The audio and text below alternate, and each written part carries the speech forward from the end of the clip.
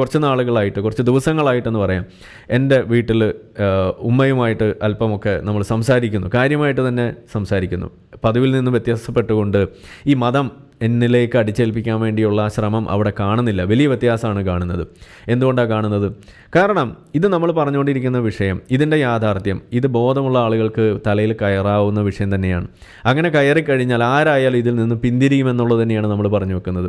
അത് നിരന്തരം അവരിലേക്ക് എത്തിക്കുക എന്നുള്ള ആ ഒരു റിവേഴ്സ് ദഅവ പ്രവർത്തനം തന്നെയാണ് നമ്മളിവിടെ ചെയ്യുന്നത്. അല്ലെങ്കിൽ ഒരു reverse Salafi influence, reversing the Salafi influence, അതാണ് നമ്മളിവിടെ ചെയ്തുകൊണ്ടിരിക്കുന്നത്. ഈ സലഫി ഇൻഫ്ലുവൻസ് എന്ന് പറയുന്നതാണ് ഭീകരവാദം.